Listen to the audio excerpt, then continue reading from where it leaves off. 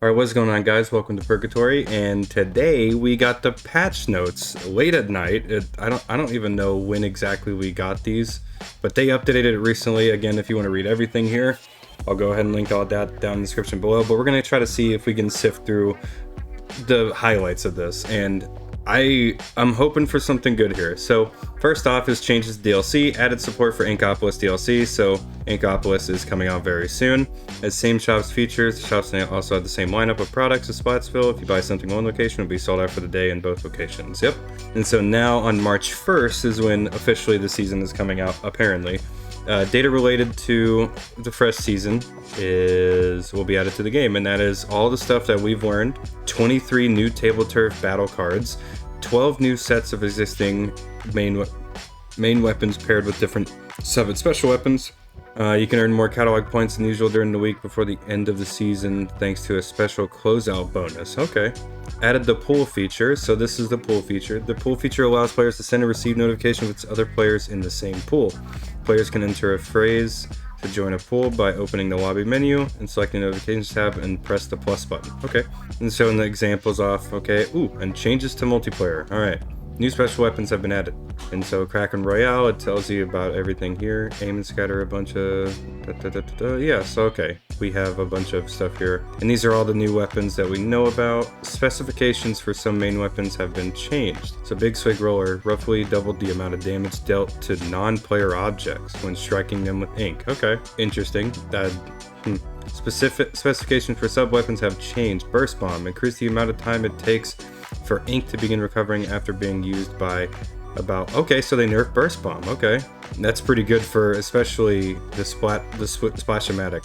Specifications for some special Trizuka. Damage dealt to Crab Tank armor increased by about 20%. Holy crap, Trizuka will be able to probably... Sounds like it's gonna melt it. Okay. Made it easier to activate the effect from the special power of your ability, even when the player only has a few items with that ability equipped. Okay, the effect gained from the maximum... Okay. Damage... Oh, so all of these are damage dealt to Crab Tank. Inkjet was buffed to deal damage to Crab Tank, and so is Ultra Stamp by 3 times and 2.5. Oh my gosh. Okay, so this is the amount of turf you have to ink before you can get your special. So 190, like it's the points that you get. 190 to 180, so all of these seem to be buffed. Yeah, these were all buffed. So Aerospray, End Zap, Tri-Swasher, Ballpoint, and Tri-Stringer have all been updated. Okay. Change the terrain in some stages for some modes and reduce the impact of weapons shooting from far away. They changed stages? Oh my goodness. I'm gonna be busy. Eeltail Alley, Turf Force Splat Zone. Wow. Okay. Hagglefish Market, Turf Force. They changed a lot. Will Mincemeat Metalworks be better now? Some modes and reduce the impact of weapons. So it's not gonna be as easy to hit somebody from far away? Like, they changed stuff. Mahi Mahi Resort, Turf War, and Splat Zones. Okay. They changed Museum, Hammerhead. Like, how drastic are these changes, though? Did they just add cover? Like, that's a lot of maps that were changed. So we got 1, 2, 3, 4, 5, 6, 7, 8 maps that were changed. 1, 2, 3. 3 of them being brand new. And then the rest of them being from Splatoon 1 and 2. Okay. Sound effect when activating the Ultra Stamp is now less audible to teammates. Okay. Sound effect when activating Inkjet is now less audible. And Crab Tank as well. Okay, so those are all the same. Wow. Okay, so we're definitely going to be trying to do like a stream or like a video to check out the changes. I don't know. I might have to go take some wide shots before this update comes out so I can do like comparisons maybe. Okay, I didn't expect that. Okay. So I hope they're good changes though. I really do. Okay, so up next is Salmon Run. Okay, a new King Salmonid called Horror Bros may appear. Whether a co-zoner appears will depend on the schedule at the time. Oh really? It actually tells you data relating to the upcoming Big Run event have been added. Data relating to the limited time extra work. Why? Why does it have to be limited time? Oh, come on Nintendo. Please. I really hope they can change that. Make it... If it's good, make it permanent, please. We need something other than just the base mode. We need an endless mode, and that's what we need. Players can assemble a group of 2 or 4 friends. Both the initial hazard level and the job scenario for extra work are fixed, which means that every team will face off against the same salmonids under the same conditions every time. However, if your team manages to exceed the golden eggs quota by enough, your hazard level will go up. Oh wow, making it possible to get a higher score. You'll now be able to preview items when exchanging fist scales, similar to how you can preview items at Hotlantis. Oh, okay, that's good.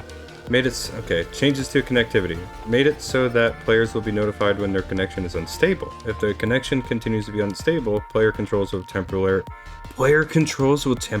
be disabled. So the game takes control if you're lagging too much. I think that's cool, but also weird. So if somebody's lagging really hard, it doesn't disconnect you. Instead, it adds a bot. Player controls will it be AI, or is it just that guy just goes AFK? I'm so confused. Changes to Splatfest. Change the amount of XP required to level up a Splatfest T. If anybody cares about that, winners will be announced during the Anarchy Splatcast. That changes to lockers. Added a feature. Changes to lockers. Added a feature to store all items placed in your locker at once. Press the minus button while adding your locker to use this feature. Okay. Changes to Tableturf. It is now possible to play Tableturf against friends and players in the same pool. Nice. You can create a room for Tableturf in the lobby. So cool. You can watch a game. So it seems that you can create a room for in the up to 10 can join. If two players in the same room take a seat at the Tableturf, so can you walk around with that room? It seems like it's just going to be a hangout kind of thing. You can watch a game between two players by approaching them and pressing the A button. You can also play with nearby friends via the same process at the shoal. Up to 8 players can join a room for Tableturf. Okay, increase the responsiveness to quick inputs made on the edit deck screen. Nice. Changes to the lobby. Added a jukebox to the lobby. You can use 100 cast to temporarily change the music playing in the lobby to a song of your choosing. You'll gain more songs to choose from as you progress in the game. Okay. Is that jukebox also going to count the story mode discs that we got? When using the jukebox in a private battle room, the music you choose will also play in the lobbies of other players in that room. Okay. They really made a more like let's hang out kind of a thing here. Other changes: increase the number of badges that can be obtained based on player level. Okay. Increase the number of items on display in the gear shop at once to 9. Oh yeah, that's the gear shop thing. Any titles, banners, decorations, badges, or emotes from previous catalogs that haven't been obtained will now be available in the shell-out machine. I didn't know that. Titles, banners, okay. Emotes too, you can get emotes from it. Increase the image quality on some screens in photo mode, okay. Increase the amount of time before screen burn-in reduction activates in certain modes, such as while playing story mode or viewing replays, okay. Oh, okay, that's pretty nice because when you're in theater mode, the screen goes dark, and that's the whole burn-in reduction thing happening. To improve the matchmaking efficiency in open anarchy battles, teams will be disbanded and new players will be added if only a few current players select keep going. As before, when playing in a group with friends, the team will stay together regardless of the number of players remaining.